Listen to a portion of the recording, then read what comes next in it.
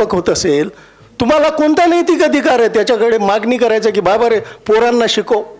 नाहीच आहे, बिलकुल नाही आहे. आणि त्यामुळे ही कीड जी लागली ही खालपासून लागलेली आहे. आणि मला वाटतं ही हटवायच्या भानगडीत आपण जाऊ नये. राष्ट्रसेवा दलाच्या शाखा जास्तीत जास्त वाढवाव्यात, त्याच्यामध्ये मुलांना आणावं आणि त्यांचं प्रबोधन करावं. निदान 5-10% जरी पॉप्युलेशन आपल्या मताचं झालं तरी आपण जिंकलो असं मला वाटतं. आणि त्यामुळे मला असं प्रामाणिकपणे वाटतं की प्रामाणिक लोक आजही आहेत. आता उदाहरण द्यायचं तर आमची नांदेड एज्युकेशन सोसायटी आणि दयानंद शिक्षण संस्था. काय झालं तर लक्ष्मीनारायणजी राहोटी नांदेडला आले, सायन्स कॉलेजला त्यांनी व्हिजिट दिली. मी त्यांना सांगितलं की आम्ही गरिबांसाठी एक स्पेशल बॅच चालवतो, गरीब विद्यार्थ्यांसाठी. अगदी 12-13 हजारमध्ये सगळे विषय आम्ही त्यांना शिकवतो. त्यातही अनाथ जो असेल त्याला 1 रुपयाही घेत नाही. अशा पद्धतीचे आम्ही शिक्षण सायन्स कॉलेजला देत असतो. आणि बाहेर ज्याला लाखो रुपये लागतात ते फक्त आम्ही 10-12 हजारात 13 हजारात शिकवतो. आणि त्यातही कोणी जर म्हणलं की माझे वडील नाही आई नाही तर त्याला आम्ही मोफत शिकवतो. तर त्याच्याने ते भारावले आणि ते मला त्या ठिकाणी आम्हाला म्हणाले की आम्ही नीटचे क्लासेस दयानंदमध्ये घेतो. आम्ही भरपूर म्हणजे कोटा वगैरे इकडून तिकडून प्राध्यापक आणलेले आहेत आणि ते चांगल्या दर्जाचे प्राध्यापक आहे. आम्ही तर विचारही करू शकत नाही. तर त्यांनी आम्हाला असं सांगितलं की आपण एक MOU करूया आणि आमचे जे नीटचे क्लासेस आहे ते ऑनलाईन आम्ही तुम्हाला फ्रीमध्ये देतो. आणि तो आमचा अनुबंध झालेला आहे. दरगळ सर त्याचं माध्यम आहे महत्त्वाचं. त्याच्यामधनं आम्ही आता आमचे जे गरीब मुलं आहेत अक्षरशः रिक्षावाल्यांची यांची त्यांची त्यांना फ्रीमध्ये एज्युकेशन देण्याचा निर्णय घेतला आहे आणि ती सुरुवातही झालेली आहे. तर मार्ग मिळतात. सत्याच्या मार्गावर चालल्यावर त्रास निश्चित होतो परंतु मार्ग मिळतो. आमच्याकडे पैसा नसताना आम्ही डेव्हलपमेंट करतोय. आम्ही लाज वाटून घेत नाही. आम्ही आव्हान करतो आमच्याजवळ पैसा नाही. डोनेशन जर आपण देऊ इच्छित असाल तर द्या. अनेक लोक आम्हाला डोनेशन देत आहेत आणि त्या डोनेशनमधून आम्ही उभं राहतोय. पण डोनेशन कुणाला मिळू शकतं? देणाऱ्याला खात्री पाहिजे की ह्या माणसाकडे पैसा नाही आणि हा प्रामाणिकपणे काम करतोय, तेव्हाच आपल्याला डोनेशन मिळू शकतं. तर अशा पद्धतीने किनवटला डॉक्टर बेलखोडेंनी फार मोठं साने गुरुजी रुग्णालय उभं केलं. ते कसं केलं? करोडो रुपयाचं डोनेशन मिळालं. कुठून मिळालं?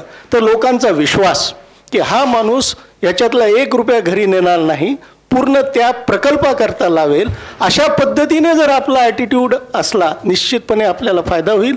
नीट परीक्षेमध्ये जे बदल आहे मला वाटतं जे कोणी याला जबाबदार लोक आहेत त्यांनी CAच्या परीक्षेचा अभ्यास करावा, IIMच्या CATच्या परीक्षेचा अभ्यास करावा.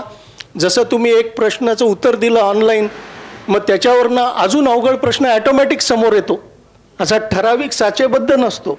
अवघडात अवघड प्रश्न येत जातात. तुम्ही लेवल जशी क्रॉस केली तसे अवघड प्रश्न येत जातात.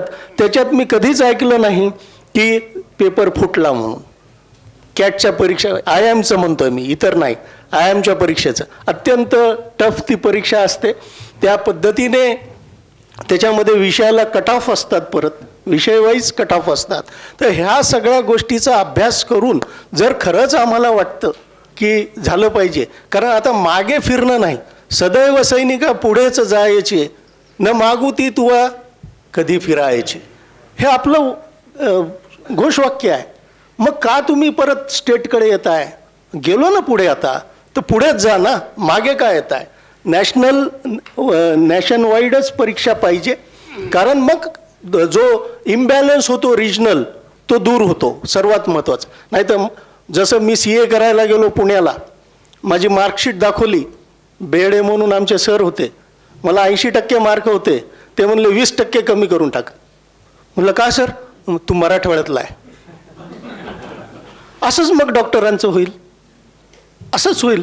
तर त्यामुळे आपण सर्व गोष्टींचा सारासार विचार केला पाहिजे. आणि आपण कितीही म्हणलो की स्टेटला द्या तर हे होणं नाही. आता जी परीक्षा आहे ती नेशन वाईडच राहील, परंतु ह्याच्यामध्ये सुधार होऊ शकतो. तो सुधार आपण आपल्या प्लॅटफॉर्मद्वारे सरकारकडे मांडावा, संबंधितांकडे मांडावा. आणि दरकळ सरांनी जे मांडले तिच्यातले जवळपास सर्व मुद्दे हे मी सुद्धा प्राध्यापक आहे लॉ कॉलेजला, तर माहिती आहे की विद्यार्थी किती इंटरेस्टेड असतात, पालक किती इंटरेस्टेड असतात. तर ह्या सगळ्या गोष्टींचा विचार केल्यावर परीक्षा सोपी करायच्या भानगडीत बिलकुल जाऊ नये. आपल्याला काही मेंढरं काढायची नाही आहे, आपल्याला चांगली माणसं काढायची आहे आणि त्यांच्या हातात आपलंच आरोग्य द्यायचं आहे. हे एक वेळ आर्ट्सला चालेल, एक वेळ कॉमर्सला चालेल, परंतु मेडिकलच्या परीक्षेमध्ये ती टफेस्ट असली पाहिजे आणि फिटेस्ट विल सर्वाईव्ह हाच त्या ठिकाणी मुद्दा असला पाहिजे. त्यामुळे सहानुभूती विद्यार्थ्यांना दाखवू नका, फीसबद्दल बोलू नका. 3,000 5,000 हेच पोरं कोचिंग क्लासेसला जातात तर लाखो रुपये फीस देतात. त्यांच्या परीक्षेच्या फीसची आपण का काळजी करावी? आमच्या कॉलेजचे प्रिन्सिपल आम्हाला, सर एवढी फीस वाढू नका, 500 वाढू नका. अरे का वाढू नका? हे बाहेर जाऊन जर क्लासेसला पैसे देतात आणि आपल्याला जर कुठल्याच ग्रँट्स गव्हर्नमेंट देत नाही तर मग पैसा कुठून उभा राहणार आहे? तर त्यामुळे काही वेळेला काही विचार आपल्याला कालपरत्वे बदलावे लागतात, त्याच्यामध्ये बदल घडून आणावा लागतो. ही जी परीक्षा आहे नीट, ही असलीच पाहिजे, नेशन वाईडच असली पाहिजे, परंतु याच्यातले जे लूप होल्स आहे, लिकेजेस आहे, ते सील केले पाहिजे. ते कसे सील करता येतील ह्या दृष्टीने विचार व्हायला पाहिजे. बाकी जे चिंतन आहे ते खूप महत्त्वाचं आहे, सर्वांनी मांडलेलं, मी सहमत आहे त्याच्यात. परंतु मी थोडा प्रॅक्टिकल माणूस आहे, चार्टर्ड अकाउंटंट असल्यामुळे. थेरी आणि प्रॅक्टिस याच्यामध्ये खूप फरक आहे की जे होऊच शकत नाही ते मी मांडत नाही, मी तरी मांडत नाही. जे घडू शकतं, संस्थेमध्ये बदल मी घडून आणलेला आहे. तुम्ही नांदेडला विचारा, मागच्या 3 प्रचंड बदल की पैसा नसताना सुद्धा इन्फ्रास्ट्रक्चर फॅसिलिटी कशी उभी करता येते. इच्छा असली सगळं करता येतं. तसंच ह्या परीक्षेच्या बाबतीत, कारण आज जे कोणी सरकार आहे हे काही आत्ताच्या सरकारने आणलेलं नाही, हे पूर्वीच्या सरकारपासून आलेलं आहे. त्यामुळे कुठल्या पक्षाला दोष देता येत नाही आणि हे बदलणे शक्य नाही. MCQची सिस्टीम जी आहे, मला वाटतं ही बदलणे शक्य नाही, कारण तेवढी तपासणी होणार नाही. अगदी AI आलं तरी डिस्क्रिप्टिव्ह पेपर नीट तपासू शकेल असं मला वाटत नाही आणि त्याच्यामुळे MCQ मेथडच त्या ठिकाणी राहील. परंतु त्यामध्ये आपण फरक थोडासा टफ लेवलचा जो आहे तो करू शकतो आणि IIMची जी कॅटची परीक्षा आहे त्या पद्धतीने ही परीक्षा व्हावी जेणेकरून विद्यार्थी पास होतील.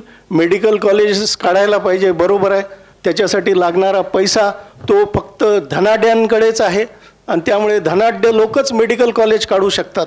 आमच्यासारखी संस्था आयुर्वेदिक कॉलेजचाही विचार करू शकत नाही, लॉ कॉलेजचाही विचार करू शकत नाही, ही स्थिती आहे. त्यामुळे गव्हर्मेंटच्या अंडरच हे क्षेत्र असलं पाहिजे मेडिकल कॉलेजचं.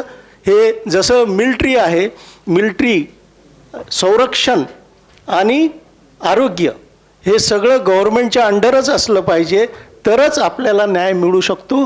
त्या दृष्टीने काय मांडता येईल, कारण मध्ये वाचलं मी की मिलिटरीला देणार हे परीक्षेचं जे काय संचलन आहे. परंतु मलाही नाही वाटत की मिलिटरी, ठीक आहे, मिलिटरी प्रत्यक्ष शत्रूला मारू शकते, परंतु अदृश्य शत्रूला कसं मारणार? तर या ठिकाणी अनेक अदृश्य असे शत्रू आहेत पेपर फोडीसाठी, त्यांना आपण काहीच करू शकत नाही. ह्याच्यावर एक उपाय मात्र मला वाटतो की आता सरकारने करावा, की हे जे कोणी केलेलं आहे, मग ती व्यक्ती दुर्दैवाने लातूरची असो का नांदेडची असो का कुठली असो, यांना कठोरात कठोर शिक्षा झाली पाहिजे. म्हणजे पालकांनाही झाली पाहिजे, त्या कोचिंग क्लासेसवाल्यांनाही झाली पाहिजे आणि विद्यार्थ्यांनाही झाली पाहिजे. आपण त्याच्यासाठी विद्यार्थ्यांकरता सहानुभूती बाळगायची मुळीच गरज नाही. ही दहशत जेव्हा लोकांमध्ये बसेल तर पेपर फुटीचे प्रकरणं कमी होतील असं मला वाटतं. आपण सर्वांनी या ठिकाणी मला संधी दिली त्याबद्दल धन्यवाद.